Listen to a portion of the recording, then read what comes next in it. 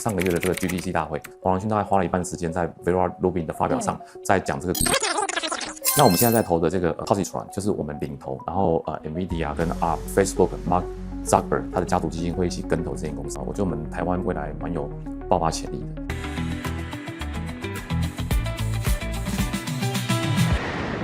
下班国际线小路带你看世界，因为 AI 狂潮的关系，现在呢，台湾股市的市值已经超越印度了，成为全球第5大的资本市场。那尤其我们一方面听到了苏姿丰、黄仁勋大谈实体的 AI， 另外一方面你在工作流程上面应该也有开始碰触到 Agentic AI、代理人 AI。那这种背后到底藏着什么样的财富密码？对于台湾来说，什么样的供应链接下来会一飞冲天呢？那你介绍我今天节目上面来宾，欢迎美国安卓乐资本董事长林家正 Jonathan， 欢迎你们来到节目上面来。小路好，各位观众朋友大家好。我们看到刚刚过去的 Computex 大会上面，像是包括了 Jensen Huang 还有苏姿丰都有提到实体 AI。那一般人日常生活当中，现在用这个 Chatbot 或者自己 build 一些 Cloud 的这个 Agent， 其实很难想象什么是实体 AI， 那到底是什么？以前美国的开国元勋 Thomas Jefferson 他有说过，他说让我们这一代呢致力于政治与经济，然后下一代呢就可以好好的享受音乐与艺术。我们之前对 AI 的想象也是如此。就是呢，我们呢让 AI 帮我们做这些人类不想做的工作，譬如像洗衣服啦、煮饭啊、打扫的工作。那我们就可以呢专注在这个音乐与艺术上面。结果呢 ，AI 发展到这几年我们看它的发展的这个结果，就是呢AI 帮我们做了这个音乐与艺术啊，人类呢还是要煮饭、洗衣服跟打扫啊。所以现在这个代理式 AI 或者这种实体 AI，就是把这个情况把它反转过来。就是我们人类不想做的这些工作，或是我们人类呢觉得比较繁重的工作，这种譬如说这种3K 的工作这种肮脏或是困难或是辛苦的工作我们希望让 AI 他们能够来代理。那这个呢就是现在的这个人形机器人的发展那代理式的 AI 呢，就是我们希望 AI 呢，它不只是它帮我们查询这个资料，然后呢我们呢再用它帮我们查询资料，或者帮我们做出来的这些资料呢，我们呢再来做其他的工作。我们呢希望说，它可以帮我们把后面的工作也都做好，比如说帮我们购物啦，把这个行程都安排好啦，或者说帮我们把这些日常的工作，以前这种 RPA 的软体可以执行的这些工作，我们希望说 AI 呢都可以帮我们一次把它们做完。所以这是代理式 AI 跟这个实体的 AI 啊。那这2方面呢，就代理式 AI 基本上还是这个以我们有投资的这个像Anthropic。或是马斯克的这个 XAI 现在并到 SpaceX 里面的这2个呢，会是这个代理式 AI 的基础。他们呢会从这个大语言模型再往下去发展，那发展出这个呢在不同的这个产业、不同的公司、不同的职能以及你不同的工作，他们呢所能做出的这些工作流出来。那实体的 AI 呢，就在这个人形机器人上面人形机器人是有别于我们目前的机器人或是机器手臂的。所谓人形，就是它必须跟人呢的这些外貌身高，然后走路的方式必须是相近似的。原因是因为这样子的人形机器人呢，它可以融入在我们目前人类的生活跟工作的环境里面。我们的环境呢，工作的环境、生活的环境，不用因为这些机器人而要去做改变，是用机器人来适应我们的环境。我们平常在怎么样的一个工作环境，怎么样的一个生产线上面，作业环境里面完成我们的工作，那机器人呢，就是呢，仿佛就是我们的分身，去把这些工作把它给做好。所以代理式的 AI 跟实体 AI 呢，它基本上都是作为我们人的一个分身。代理式的 AI 呢，就像我们人之前在 App 上面、电脑上面所要操作的这些工作，现在都是由这个代理式的这些虚拟的分身来把它做完。实体的环境我们要做的工作呢，由这些实体的 AI 来把它做完。我跟你们说，最近我看到一个数据超级惊人的，就是我发现其实有非常多的人在看下班国际线，但是呢，有超过1半以上的人没有订阅。如果呢你一直都有在看这个节目，也喜欢我们选择的内容，我想拜托你帮忙，帮我们做一件事情，就是现在赶快移动到订阅那个按钮，按下去吧。因为呢这个动作可能不花你1秒钟的时间，也是完全免费的，但是对于我还有团队来说，就是非常重要的鼓励。我看着你们的订阅，我就有更多的动力把这个节目做得更深更好，长期的陪伴大家。请大家帮忙按下订阅下班国际线。我想请教细一点就是因为我在NVIDIA GTC 大会上面有听到黄仁勋特别讲说，有一个 Cosmo 3特别搭载了人形机器人的这个平台重新上线，他认为说机器人产业会迎来大爆发。问题是我过去每一年我都有听到这样子的预言预测，但是真正出现在我们的生活当中，像您刚才讲的人形机器人帮我们做这些3K 的工作，真的是一个话题吗？还是你有一个时间表，你觉得什么时候我们会看得到？尤其有什么样的科技应用，在科技圈里面，你觉得真的有一点不一样？我先讲一下我们现在发展的状况，然后再来谈一下我们现在呢要解决的困难。现在呢，大概这个美国前几大的人形机器人啊，我们都有参与它的投资。那非常巧的是呢，这2家我们有参与投资的公司，像这个 Figure AI 跟 Skill AI， 都是这个黄仁勋就是 NVIDIA 他们先投了。这2家都是Figure AI 是 NVIDIA， 然后Amazon 的创办人 Jeff Bezos 他自己的家族基金 Bezos Expeditions， 然后还有Intel 微软，还有OpenAI 他们去共同投资的。你在那个GDC 大会看到黄仁勋背后站的那一排人形机器人，那个就是 Figure AI，对，它成长也很快速。它从这个大概前年的20亿美元的估值，到去年已经到380亿美元了。那它也部署在一些 BMW 啦，在南卡罗来纳州的工厂，它也部署在亚马逊的这个仓储跟物流里面。那 Skill AI 比较特别的是呢，美国的战争部跟 CIA 的创投 Intel， 他们呢也有参与，而且也开始呢会下一些订单把它做在这个放在战场上的应用。那我们知道说训练士兵跟训练生产线的作业员来比较的话，训练士兵是比较困难的，因为战场任务是比较复杂的。所以呢，你可以用在战场上的机器人呢，我们呢把它拉回到生产线上面来运用的话，它其实是会单纯很多的啦。那这2家现在算是美国比较领先的这个已经有开始进行这个商业化的人形机器人公司。另外一家是我们之后可能潜在也会投资，但它还没有独立出来，就是在 Tesla 里面的 Optimus。那这个它大概今年底呢才会开始进入量产。如果它独立出来的话，我们也会参与它的投资因为大概马斯克生态系的公司我们都有投资，包括 XAI 啦、SpaceX 啦，跟那个脑机界面公司 Neuralink。待会我会来谈一下 Neuralink 跟人形机器人的一个结合。那现在 Figure AI 呢，它1年的租金大概是9万美元左右。它租金？对，它基本上是用租用的方式。那它每天充饱电呢，可以工作20个小时，所以相当于可以取代3.3个人。因为其实一个人每天工作是不到8个小时的。你扣除掉那些休息时间啊、上洗手间、上茶水间啊、打电话啦、上网购物啦，这时间扣一扣不到8个小时，所以它其实可以代替3.3个人。那1年租金9万美元，对雇主来讲是蛮有吸引力的。但是 Optimus 呢，它做出一个更杀手级的方案，它用卖断的，它卖断的一部呢，只要卖3万美元。所以这是我们从这边就可以看得出来说，如果说这个人形机器人对真实的人类的生产力的替代性是这么高的话，那它又有这么低的成本，那它这个大量普及这应该是指日可待。所以马斯克会讲说，2050年的时候，地球上的人形机器人的数目会比人类还要多，这是有可能。你有可能每个人呢可能会买个2部到3部的人形机器人，就跟有人有2、3部手机是一样的，一部放在家里做家事，一部放在工作场合，那另外一部呢就跟在你旁边当你的特别助理。就20多年的时间，你说机器人会比人类还要多，这个商机非常可怕。而且现在商业模式还没有定论嘛，不论是租的还是买断的，现在都还在这个成型的过程当中。是。那我好奇的事情是，这一系列的这个机器人总得要有人生产制造对于台湾来说，这么擅长这个硬体制造的这一条产业链，有什么台厂有优势跟机会？目前其实在美国这个人形机器人，我们的理想状态是由机器人来生产机器人，就组装工厂里面呢是机器人在组装机器人。这个其实在日本的发那科已经开始在做了。日本发那科它的这些机械手臂或这种传统的工业用的机器人，它就已经是机器人在生产机器人了。所以你到了工厂里面去，你基本上分不出来说到底谁是负责生产的机器人，谁是被制造出来的。它有绑一条这个，它有绑一条这个红带子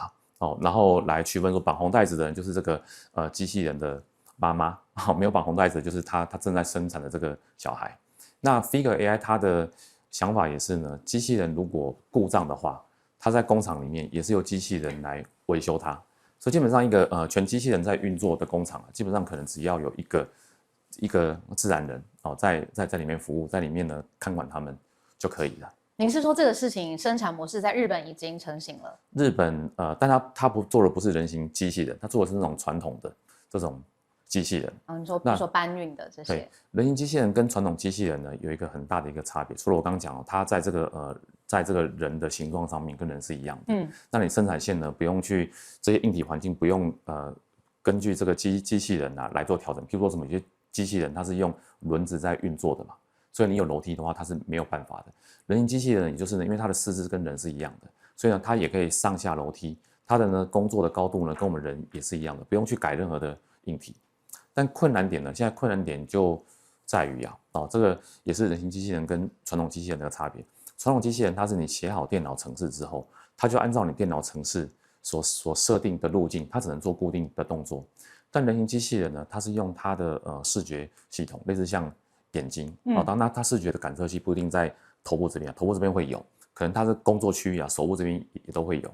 它看人在做什么样的工作，就像小孩子在旁边看你的动作，看完之后呢，他模仿一遍，他做了不对的地方，你可以告诉他这边做不对，这边怎么做调整，他会根据你的调整呢去修正他的行为，所以你不用再写电脑程式了，到他的这个大脑里面去了。然后他自己做完工作之后呢，跟原本的这种传统的机器人也不一样，传统机器人只能做一个固定的动作，人形机器人呢，他做完动作之后呢，他还会这样左右检查，看看呢有没有把这个工作做好，该放的这些零件为什么放正，没放正，他会再把它做调整。所以是真的在检查，不是模仿人的不是，检查的动作。对，他是真的会做检查。但这个呢，就是现在呢机器人发展的2大挑战。第一个呢，就是所谓的这个世界模型。我们原本现在用的 AI 是这个大语言模型嘛，然后用我们在人类这些既有的这些数据的资料，然后这种结构化的资料去训练这些 AI 嘛。所以我们 AI 现在我们使用的 AI， 它是被这些资料给训练出来的。那所谓世界模型呢，就是呢这个放在人形机器人上面，它的视觉系统跟我们人是一样的，它直接用它的视觉来做学习，跟你用资料来训练它不一样哦。资料训练跟它用视觉训练不一样，视觉训练就是像我们人看到这些影像、物体、人的动作、人的行为、人对他讲的话，他从这些视觉跟听觉系统里面来做学习。这个呢，这是第一个。但这个世界模型呢，现在还在发展中啦。这是为什么我刚刚讲不用写程式，不用呢做这些大语言模型的预训练，他在工作场合直接他用他看到的、听到的来训练就可以了。第二个就是在这个关节上面，手指头的关节。我们可以看到，就是说这个你现在看到很多这种机器人非常炫的机器人他会跳舞会后空翻会做很多的动作但那个就像台积电的董事长魏哲家讲的，说那个没有什么用，因为他会做那些表演的，那就是表演性质而已。我们要的是呢，他会帮我们做这个生产线的工作或是做家事嘛。生产线工作跟做家事呢，这些需要人的部分呢，很重要的一点就在于我们手指的灵活度。以及我们这个我们手指的这种肌肉跟皮肤它的柔软度，这个是我们做很多的工作所需要的。这个目前呢还没办法很完整的去把它给做出来。我们先讲这个肌肉跟皮肤的柔软度这个如果没有做出来的话呢，你去拿一个东西，就你现在去拿这杯杯子，有可能把它给捏碎掉。因为你去拿这杯子的时候，你会根据你去握它的时候传回来的反作用力，你来决定我要用多少的握力来握它。以及呢，我在指纹上面怎么样的摩擦力呢，可以抓得住它。可是如果你是用一个金属制的一个这种手掌来握它的话，是没办法做到这么的精细的。再就是我们手指头它的一个活动范围跟活动的角度非常的有弹性，这也是我们目前呢还比较难把它模仿得出来的。您刚说这些最先进的，比如说这个皮肤或者是视觉上面的学习，如果 provider 不是台湾的厂商，那现在是谁？什么国家的什么公司在提供这些机器人商机所需要用到的技术？我们对美国之外的发展是没有那么的清楚了我们大概就现在都看美国比较多。我们知道说美国为主，对，欧洲有一家，北欧有一家这个OneX那除了我刚刚讲的这个Figure Skill 或是 Optimus 他们呢各自现在都在发展不同的这一方面的一些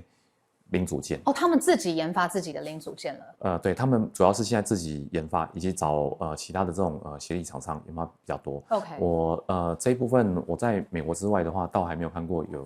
有比较大的可以这种商业化应用的。好。那我们回头来聊一下，就是这个 CPU、GPU 最近的这个变化。就其实很长一段时间都是 GPU 独领风骚嘛，但那这一次今年 Computex 或 GTC 的时候，这个大家也会说这个 CPU 重新的在市场上面有大反扑，可不可以帮我们科普一下？包括还有待会那个你可能会聊到 TPU， 这些字都超级像的，对于一般观众来讲要怎么样理解？然后现在在市场上面为什么有这样子的逆转？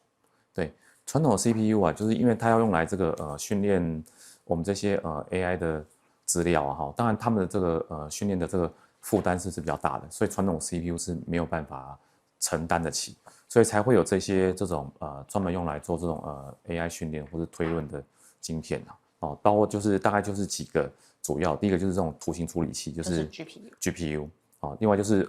Google 他们自己做了这个TPU， Google 自己的，对，这个叫张量处理元。然后 Google 的团队呢，之前 TPU 的负责人 Jonathan Ross 啊，他就把这个 TPU 的团队带了出来，开了另外一间公司叫 Groq， 那这 Groq 我们也有投资啊，他就不做 TPU 了，他做 LPU， 就是这个语言处理元，这个 Language Processing Unit。那另外呢，就是有一个放在这个终端系统的，上面叫 NPU， 就这个神经处理元。那这些公司啊，尤其以这个 TPU 来看的话，它是 Google 自己开发的一个 ASIC 的系统。那这个所谓的这个 ASIC 呢，它就是一个专用的特殊应用机体电路。对，它就是一个专用的晶片啊，也不是只有 Google 有在开发，这个Amazon 啦，苹果啦，他们呢都有。那以这个Groq 的这个 LPU 来看的话，我们这个公司我们2024年20亿美金投资它，然后去年12月的时候 ，NVIDIA 用了200亿美元并购它60%。那非常巧的是这间公司是大概我们投的公司大概都是 NVIDIA 都会跟我们共同投资啊，不是 NVIDIA 先投就是我们先投像这个 Anthropic 跟 xAI 是我们先投，然后 NVIDIA 再来投资那像 SpaceX 的话应该是 NVIDIA 比较后面投。那像这个人形机器人它就是 NVIDIA 先投了然后再找我们进来投资。那或是像那个AI 算力中心 Lambda， 它是我们领投，然后 NVIDIA 跟着我们一起投。唯独这间 Groq NVIDIA 是从头到尾都没有跟着我们投资，因为它是一个它很强有力的竞争者。那为什么是强有力的竞争者呢？因为 Groq 它的这个晶片它效能大概是我们投资它的时候，它大概效能大概是 NVIDIA 的 GPU 的大概4倍左右。后来可以做到大概8到12倍，然后成本呢只有它1/4，功耗跟碳排只有它的1/5那它也不是你就说这个 LPU， 对，这个 LPU， 那它也不是一家新公司如果说它只是做一个这种实验性的产品做展示用的话，威胁不会那么大。它已经大量的商业化了，部署在这个瑞典的欧洲算力中心，然后部署在中东的算力中心然后部署在加拿大的 Bell Canada 算力中心。所以那时候川普到中东去访问的时候 ，Groq 的这个 CEO 啦 ，Jonathan Ross 也跟着川普一起去了，所以中东才会用他们。所以这个几个，它已经侵蚀到 NVIDIA 在这个算力中心的市场，就大家训练用，去买了这个 GPU， 但是在推论用了，现在就大量的用这个 Groq LPU 的晶片，然后也不是 NVIDIA 看到它的威胁而已，其他公司呢也看到它的这个威胁与帮助，所以那个时候呢，去年的时候其实也不止 NVIDIA， 这个 Intel 啦。博通啦，然后 AMD 啦也都想买，而且 Google 一直在挖角他们的团队所以让这个 NVIDIA 呢不得不出手去买。另外我们在新闻上常看到苏姿丰跟黄仁勋都大谈了实体 AI 会是下一波的商机。那你站在这个资本投资的这个视角，有什么样这个台湾资本市场的趋势，你是可以提醒我们要特别关注的？就像我刚刚说的像这个推论晶片呢，不止我们实体 AI 不止这个人形机器人自驾车也是实体 AI。自驾车也是属于这个实体 AI 很重要的一部分。那现在这个像 Intel 之前投资的 Mobileye， 然后 Google，然后还有NVIDIA， 他们呢现在也都在做这个自驾车系统的训练所以这2方面呢都会是我觉得我们台湾未来蛮有爆发潜力的。那如果说到这爆发潜力，我就要再谈一下。那我觉得像台积电，它爆发潜力呢，就还会多蛮多的。因为举例说明，我们投的这个Groq 呢，它其实呢，它一直都没有在台积电下单，它的先进制程呢，一直都是用三星的制程。原因是因为呢，这个 Groq 它为什么那么有效率呢？就是因为它把这个记忆体，把这个 SRAM 封装在它旁边。那三星呢，本来就是一个兼具逻辑跟记忆体两边专业的公司，而且三星在美国的这个先进制程的历史呢也蛮悠久的，所以呢，这 Groq 呢，而且还有一点更重要的是，三星也是 Groq 的投资者所以呢，他就一直下单在三星啦。那这个黄仁勋收购了Groq 之后啊，上个月的这个 GDC 大会，黄仁勋大概花了一半时间在 Vera Rubin 的发表上，在讲这个 Groq， 他有稍微透露说他会考虑把他有一些单移到台积电这边来生产。那我们现在在投的这个Positron 就是我们领投，然后NVIDIA 跟 ARM 还有Facebook Mark Zuckerberg 他的家族基金会一起跟投这间公司，他们现在的晶片呢，先进制程都是在 Intel，在它的这个EMIB-T 用它这个 EMIB-T 的先进制程在生产，原因是它要符合这个全美国制造的供应链但它现在第二代跟第三代呢，有望会到台积电这边来生产，所以就是说，我们这些推论用的晶片，目前呢在台积电都还没生产，目前用的是三星跟 Intel 的制程。那他们如果再到台积电这边来，不管到台湾来生产，或者在美国的台积电生产我相信对台积电以及它这个周边这个尤其它这种后端制程的供应商来看，又会是一个很大的商机爆发，而且推论晶片的用量会比训练晶片要高很多。那我再想请教往上游问一下好了，刚才这个台积电我们了解，上游的 IC 设计公司现在又要一边押宝 GPU， 又要押宝不同的这个 ASIC， 你觉得对于上游来说，设计公司有什么样的趋势？我想这个在推论晶片来看大家这个高速传输还是非常的有必要的啦所以像这个博通它在这方面的话，它还是蛮有竞争优势的。再来就是说，我们刚刚有谈到说，因为现在进入这个推论的时代以前在这个训练的时代 ，CPU 跟 GPU 大概是1:8那到了现在推论的时代，可能会进到1:4或者1:2，甚至到1:1，所以呢 CPU 呢也会大量爆发。所以这个 CPU 大量爆发的情况下呢，像AMD这样的公司又做 CPU 又做 AMD 的，以及像Intel 这种传统的这种做 CPU 的公司，尤其这种server 这种 CPU 跟电脑 CPU 呢又不大一样，那他们已经长期耕耘在这个领域了。所以 Intel 跟AMD 来讲，他们应该还是有一个蛮长的一个成长的轨道。另外就是要跨到这个 CPU 来的就像这个我们的那个另外一个投资伙伴这个安谋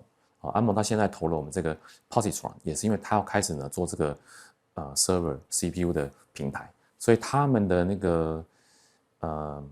CEO Hans 他那一天在做一个 presentation 的时候，就把他的这些生态系的伙伴，包括把我们这个Positron 把这个Cerebras 跟这个 CoreWeave 都要把它列在上面。所以 ARM 现在也要跨到这个 CPU 这里来的，这个也会是呢 ARM 呢它下一个阶段一个蛮好的一个成长动能。那最后我还是想留一点时间来聊这个 Agentic AI， 就是代理人 AI 就是我的朋友他在软体公司，他说以前过去的工作流程是，比如说要跟设计师、要跟工程师讨论，他现在自己公司架的这个 agent， 他每天就跟他对话，然后把任务交派给他，可能几个小时之后就把过去人力可能要花好几个月的产出，他就给你不同的选择，那你再去选择，然后校对，这样就好了。那所以他们把这个大量的人力的资本现在省下来，买去 token， 然后让 token 有更多的算力，让公司自己的 agent 可以做出更多迭代的产品。我想请教 Jonathan， 在这个趋势上面你怎么看这 Agentic AI 接下来在各行各业的应用，尤其再加上 token 现在很贵嘛，未来它可能会更普及，或是更好用，这个趋势上面我们要怎么样拿捏？刚小鹿谈的就是您朋友这个状况，这是一个过渡期它不是一个我们到后面的一个终极赛局那我先讲 token 好了 ，token 应该是会越来越便宜的因为根据我们自己内部的统计2012年以来，训练一个这个大模型所需要的成本，每16个月就会减半。OK，那如果是这些领先的大模型，像我们有投资的这个 Anthropic 跟 XAI， 它降低速度又更快，它大概每年呢速度呢大概成本降低速度会到80%。哦，那这个是只有算演算法跟软体结构的改进哦，这没有算那个硬体哦，没有算那个黄仁勋讲的买越多省越多，对， H1 买越多改进到赚越多，对，就是硬体方面的效能改进都还没算哦，光演算法跟软体结构的改进就可以每个年可以降80%，所以其实 token 呢将来是会越来越便宜，甚至在我们这种进入稳定 AI 的时代啊，政府应该会每个月发固定的 token 数量给每一个人。那个呢，就好像是一个那种你现在要受这个义务教育是一样的哦，跟现在发这个育儿补助是一样的，对小孩子出生就先给他对每个月几千块这样子。对，未来是发 token。对，未来这个token 呢，应该会是我们的一个基本人权之一啦。哦，跟用 WiFi 一样的已经。对。那我刚刚讲说这个过渡期的状况啊，那终极的赛局是什么？终极的赛局应该是，其实你现在可以看到，在美国呢，蛮多这种ERP 哦 CRM。企业会用的这些后端管理系统，对，都已经被 AI 给吃掉了。包括这个像 marketing 的这种 BI 的这种界面，或者像这种 EHR 的这个系统，人资啊各方面，财务，对，采购，对，它甚至是每个这个不同的function啊，各不同部门里面的人，你都可以呢自己呢去设计你的类似像龙虾这种代理式的 AI， 帮你把工作做好。可是我跟我朋友也有讨论的，就是因为每间公司的工作流程跟文化是这么的不同，怎么会出现一个标准化的 agent 产品可以提供给各行百工百业？就不会有。所以这就是为什么那些标准化的 ERP 跟 CRM 会被消灭掉。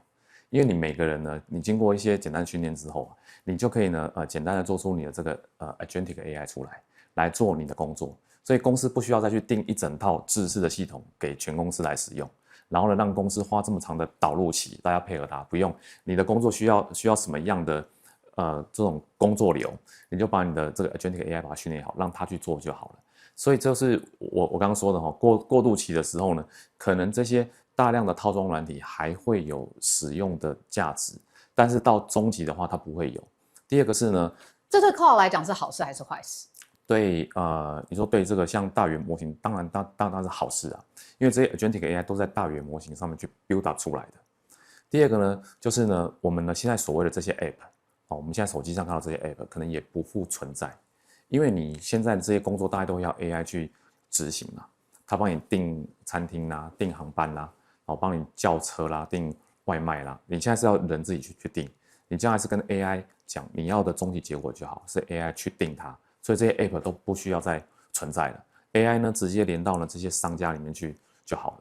再来就是呢，广告应该也会被消灭掉，购物网站应该也会被消灭掉，广告跟购物网站都是给人 AI 看的，现在都是给人看的，对，但 AI 不需要看 ，AI 不需要有任何这种感情的因素在里面，不需要任何判断因素。比如说有剧情的这些行销的广告啊，对 AI 不需要任何这种感动的因素在里面 ，AI 呢直接去里面判断谁性价比最好，谁最快到货，谁的售后服务最好，谁的口碑最好，直接去里面定就好了。所以终极来讲的话呢，我们现在看到的很多这些实体界面跟虚拟的界面呢，都会被大洗牌。对，都会消失掉。我刚讲这种虚拟的界面啊，都会消失掉。实体界面呢，就是我们现在用的这些行动电话啦，这些iPad 啊、电脑也都会消失掉。实体界面呢，最后会跑到马斯克的那家 Neuralink， 我们去年用90亿美元投资，会跑到我们的头脑里面去。对，以后呢，我们要打电话也好，要下任何的指令也好，在头脑里面想就好了，不用再经过这些实体界面了。